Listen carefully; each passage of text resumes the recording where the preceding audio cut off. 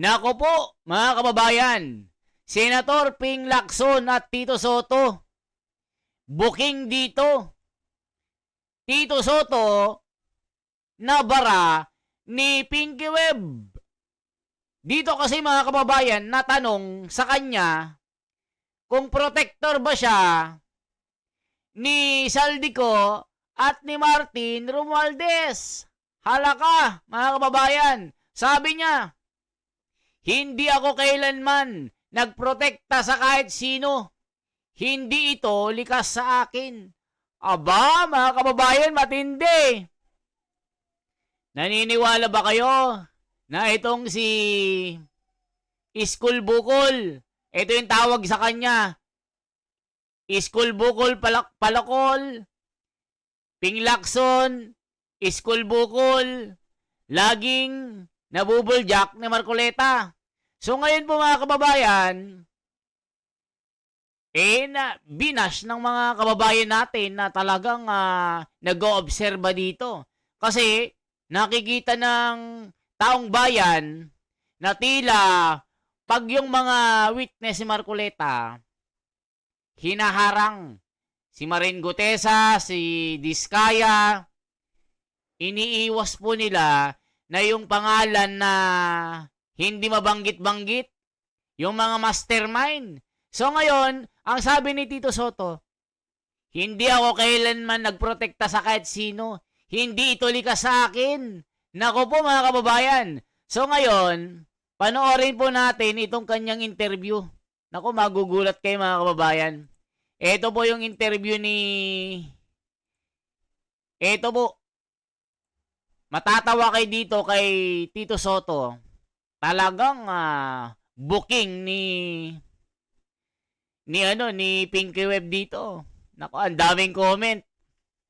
Talagang talagang may something kay Tito Soto eh. Obserbahan niyo mga kababayan may something talaga. Ito po.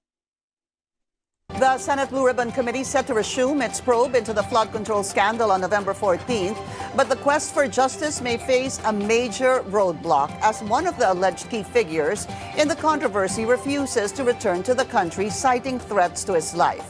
Will senators compel resigned Congressman Zaldico to come home? And will former Speaker Martin Romualdez also be invited? Let's get on point with Senate President Tito Soto. SP, good to see you. Thank you very Finally, much. Maraming salamat po Thank for the you for opportunity the and the time. invitation. I think this is my second time on point. Or Is it your the first second time? I think so. I think, or yeah. my second time in Billionario. I think so. Thank Okay, you. Thank you. SP. My pleasure to be here. Because you go back to work after a month-long break this Next week. coming Monday. Both Monday, houses are yes. back after a month-long break. Certainly people will be anticipating, SP, the resumption of the flood control hearings, which is set to happen on November 14, if I'm not mistaken. The projected schedule is supposed to be on November 14 as far as Senator Ping Lacson is concerned and most of the members of the Blue Ribbon Committee. And of course, by Monday, Senator Lacson is set to either retake or we will re-elect him as chairman of the Blue Ribbon. And nothing can stop that. You are already sure that he will be the Senate Blue Ribbon Committee chairman again. I think so. Yes, I believe so. I don't see or hear any objection from our members. What is so different now from the time, sir, that Senator Ping Lacson left? Sabi nga niya dati, pag ayoko na. If it's a no, it's a no. Sabi niya, hindi ho ba? To the time that he is going to come back as Senate Blue Ribbon Committee chairman. I'd like to think that public clamor has to do a lot with plenty of the matters arose after he said that he would like to resign from the committee. So I would say public clamor is one, and also from our members. There were 4 or 5 names being thought of or mentioned. There was only one who was quite interested that we never got to discussing it. Perhaps it was a good, it's a good thing that Senator Lacson agreed to retake it. All right. There was already this news, Senate President, that you had mentioned that you plan to meet with Congressman Martin Romualdez. I think that was yesterday, if not the other day, and you said that could happen tomorrow or the day after. Has this happened? Has there been any communication?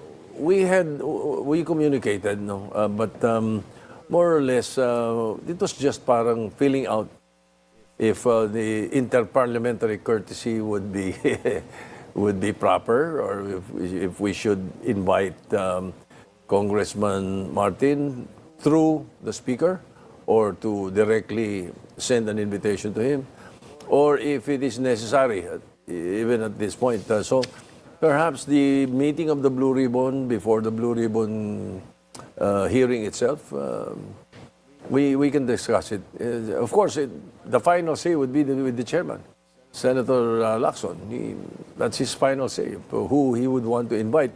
I understand that he's still still inviting the Discayas, and a number of names that have been mentioned lately. So what was it a text message? Was it a call that you had with Congressman Martin? We had a call. Okay. And then, so ano po, what can you share us about the conversation? Did you tell him that we want to invite you? Will you be able to come? Are you open to coming? I mentioned something to that effect, that there is a possibility that we can send an invitation, or send an invitation through, and it's possible also that he can send a manifestation, or he. Mga kababayan, napansin nyo po, hirap na hirap si Ping Lacson at Tito Soto na imbitahan yung kanilang kumpare. Mga kumpare ito eh. Kaya ingat na ingat po sila. Nakita nyo po, ang tagal na po ng investigation, hindi pa nila maimbita-imbita. Ngayon pa lang. At nililigawan pa daw ni Tito Soto. So ngayon mga kababayan, si Pinky Web, bumobuelo. Bistado talaga ito mga kababayan. Kasi hindi akalain ni Tito Soto na gagawin ni Pinky Web ito. Na itatanong kung protector ba siya ni Martin Romualdez at ni Saldico. O tignan nyo mga kababayan na parang ganon. Yun po yung mga lumalabas sa komento na dito magkautal-utal na sagutin ni Tito Soto ito. Na nabisto tuloy si Tito Soto eh. Kailanman daw wala daw sa kanya. Hindi ako protector. Wala akong pinoprotektahan kahit sino. Mga kababayan, naniniwala ba kayo? Yari. Di ba laging nasusuplak ni Marcoleta ito at ni Ping Lacson? Dahil nga po sa tuwing gagawa ng paraan si Senador Marcoleta para i-connect yung mga puzzle na hindi masagot-sagot, abay hinaharang, binablock ni Tito at Ping Lacson. Paano uusad yung kaso? Paano makikita ang tunay na salarin kung hindi nila paimbestigahan ito? Pero pag may witness, hinaharang. Gaya ni Marin Gutesa. Di ba mga kababayan? Tuloy pa natin. He could attend, just in between chit-chats. Okay. And what was his reaction? He was quite positive about it. I did not notice any pessimism. Would you say that he was? He's probably studying it. Would you say he was open? We ended into that possibility that sige, pag-aralan natin. Pag-aralan niya. How and important? he's also perhaps would consult with his lawyers. Isipin nyo mga kababayan, yung pag-iimbita ni Tito Soto, malabo, pag-aaralan daw. Tignan mo, yung si Martin Romualdez pa ang nagsabi na pag-aaralan niya kung pupunta siya. Tapos magpapakonsulta pa sa kanyang lawyer. Ano yun? Kung confident sila na na walang kasalanan, dire-diretso na. Ba't inaano nyo pa yung parliamentary courtesy? Yun po yung dinidiscuss ni Marcoleta. At yung mga kababayan natin na nagde-demand na imbestigahan na yung binabanggit po na kinanta ni Diskaya at ni Marin Gutesa. Pero anong ginawa, mga kababayan? Hinaharang nila. Kinakasuhan po nila. At tinatakot po nila. O, tignan nyo po yung nangyari kay Marin Gutesa. Anong nangyari? Ayun, kinasuhan. Sinungaling daw, gawa-gawa ng kwento. Dinamay pa si Marcoleta. O, tuloy pa natin. Yun yung sabi ni Marcoleta, ha? How important do you think is it for former Speaker Martin Romualdez to actually show up at the Senate Blue Ribbon Committee hearings? He's only been mentioned once. And so I don't know, I will not have a fairly good judgment of how important that would be. Mas pinasarap na chicken nam nam nam. O, tignan nyo, hindi niya masakto na masabi na gaano ka-importante yung pag humarap sila sa ICI. Hindi niya mabanggit ng maliwanag. Parang ayaw niyang magkomento. Diyos ko Lord, mga kababayan. Halatado eh. Paano mo masasabi na wala kang pinoprotektahan? Parang ayaw mong imbitahan nga ito. Yan ang sinasabi ng komento, mga kababayan. Kaya si Ping Lacson at Tito Soto, bistado talaga eh. Bistadong bistado. Ito po, mga kababayan. Check po natin. Bistadong bistado eh. Ended into that possibility that, sige, pag-aralan natin. O, tignan nyo. Pag-aralan niya. How And important he's ba daw also niya? perhaps would consult with his lawyers. O, lawyer pa. How important do you think Tagal is it naman. for former Speaker Martin Romualdez to actually show up at the Senate Blue Ribbon Committee hearings? He's only been mentioned once. And Once so daw. I don't Dami know, nang I nagsasabi. will not have a fairly good judgment of how important that would be. Nako po. And There when are you say more- he was mentioned once, nung sinabi niyo pong he was only mentioned once, and this In is the through Blue Ribbon. yes, and this is through Sergeant Orly Gutesa. Yeah, Would that be correct, sir? the Gutesa affidavit that is being questioned. So there are other issues that we can tackle. But of course, that's part of what some quarters are saying or asking. We leave it to the chairman and members of the committee. But you have a very good relationship with Senator Ping Lacson, of course. Madalas po kayo nag-uusap. With regards to the former speaker, he basically said, am I correct, that he would discuss this with his lawyers, the possibility of... As I said, in between chit-chats, at marami rin kaming napapagkwentuhan, siyempre. And then, something like, sige, pag-aralan natin. Ganun. Are you concerned, Senate President, that with you calling Congressman Martin Romualdez, that again, this issue on, in the past, yung sinasabing interparliamentary courtesy, etc., that you can only go so far, that lumabas yung you are protecting Congressman Martin Romualdez? O, mga kababayan, you are protecting Martin Romualdez. O, tignan nyo sasabihin niya. With this kind of talk, that possibility of inviting him, etc., would this idea of you possibly protecting him again come up, and what do you say to that? No, I have never protected anyone. O, tignan nyo. It is not in my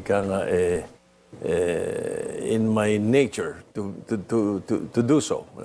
O, it's not in my nature to do so. Di ba, mga kababayan, anong sabi ng mga komento dito? Check po natin, ha. Anong sinasabi ng mga kababayan natin? Na he's not sabi niya, it's not my nature to do so. O, tignan nyo po, ha. Ito yung komento ng mga kababayan natin na galit na galit. Tignan nyo po. O, ito ang komento. Tignan nga natin ang komento, mga kababayan. O, tignan nyo po, ito yung mga komento, o. Tignan nyo.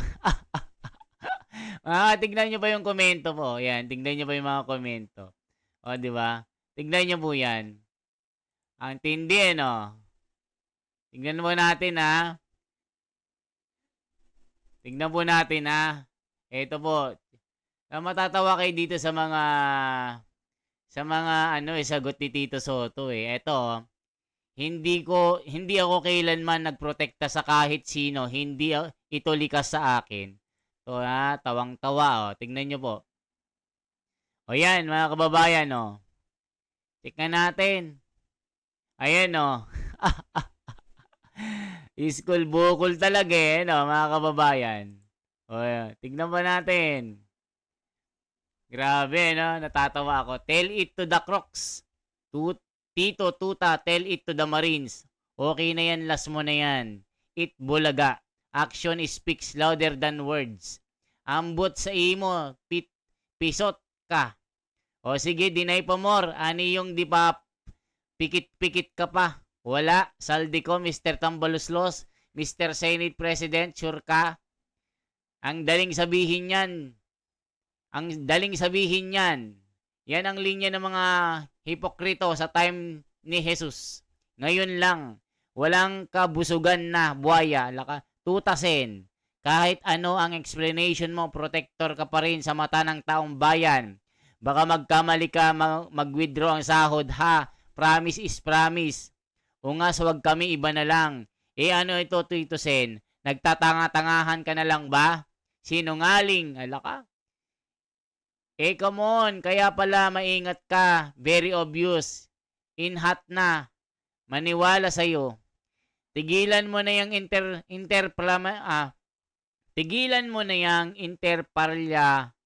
parliamentary courtesy. Bilyones ang issue dito. Akma lamang yan sa mga hindi nasasangkot sa pagnanakaw.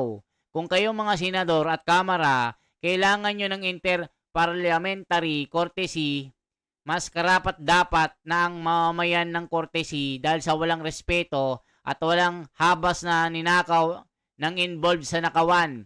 Ang ilang senador at kongresista na sinasabi mong bigyan ng interparliamentary courtesy, siyang maimbestigahan at bibigyan mo ng panang courtesy, dapat gumawa ng batas na hindi dapat gamitin ang courtesy na iyan sa mga nasangkot na opisyal ng gobyerno. Dahil kung tutuusin, wala naman yan sa batas.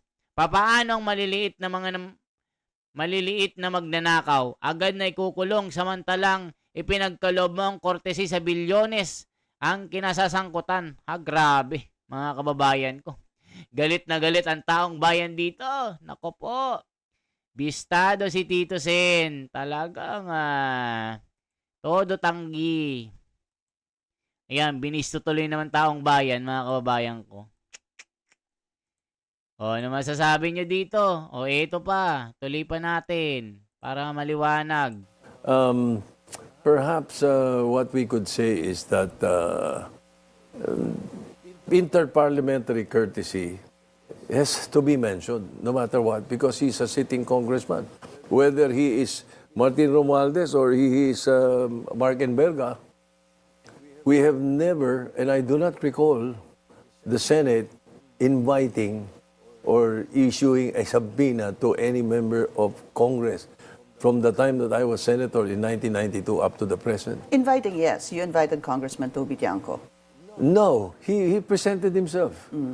Even Ching Veloso, Congressman Ching Veloso, during the time that we were investigating the illegal drugs issue in the Visayas, he came on his own. He was not invited. So you don't recall We anyone? we invite members of House if they are the sponsors of any particular bill. Like, for example, if we are taking up the, let's say, the cityhood of Makati, which I sponsored before, we invited Congressman Joker Arroyo. He was a sponsor in the House, too. Sabi ng mga kababayan natin, saan kumukuha ng kapal ng muka si Tito Soto dito? Nasabihin niya na wala daw sa kanyang karakter, wala sa kanyang pagkatao na protektahan ng kahit sino. Naku, mga kababayan, anong sabi ng komento? Ito po.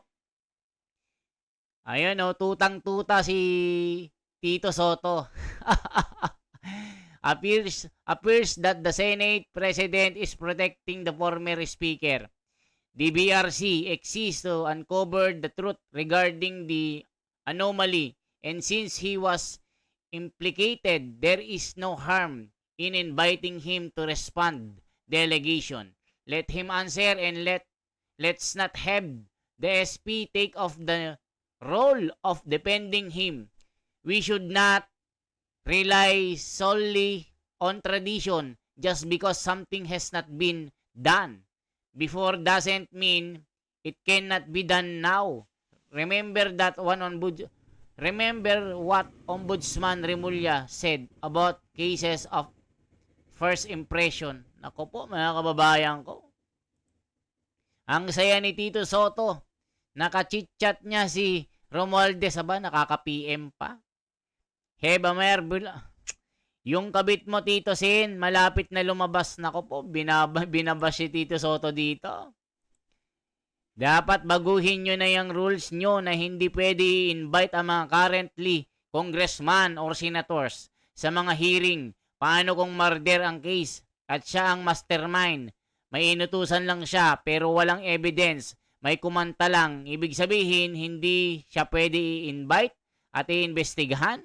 Ang daming sablay ng mga rules and regulation talaga sa batas sa Pinas. Masyadong linyet. Kaya inaabuso ang kapangyarihan at walang kinakatakutan kasi maluwag masyado ang batas at mambabatas. So yan mga kababayan ko, ang mga balita. Tito Sen, binatikos ng taong bayan. Saan daw kumukuha ng kapal ng muka? Bakit tila taliwas sa kanyang mga ginagawa ang kanyang statement na wala sa kanyang karakter na protektahan ng kahit sino? Pangising-isi pa. Hehehehe. Wala sa aking ano yan. Wala akong pinaprotektahan. Hehehehe. Sabi nung iba, ngiting buhaya, Tito Sen na. So mga kababayan, kayo naman ang magkomento. Anong masasabi nyo po dito sa sinabi ni Tito Sen na wala daw sa kanyang karakter? Diba? Wala sa aking karakter na protektahan ng kahit sino. Ayan o. Hindi ko kailanman nagprotekta sa kahit sino. Hindi ito likas sa akin. It's not in my nature to protect anybody. Nako po mga kababayan, matindi po ito. Binatikos talaga siya. Kaya nababakbakan ni Marcoleta ito sa debate eh. Kasi nga mga kababayan, alam na. Kayo na pong humusga. Once again, ako si The Wonders Philippines. Isang like, isang share po, at isang malupit na subscribe. Mabuhay po. Mga kababayan. So, ito yung ating mga kababayan na, yung ano natin. Yung YouTube channel natin. Para po lagi kayong updated. The Wonders Philippines. Yung iba, ito po, mga kababayan, no. Ayan yung ating channel. Ito po, The Wonders Philippines. I-click nyo po yung notification bell. Yung bell button. Yung click all. Para lahat po ng mga reaction video natin ay mapanood nyo. Salamat mga kababayan. Sana magkita-kita tayo sa malawakang pagtitipon dito sa Grand Socializing at saka 16-18 at saka November 30. Malawakang rally po ito. Kaya mga kababayan, salamat sa inyo. Salamat. Mabuhay.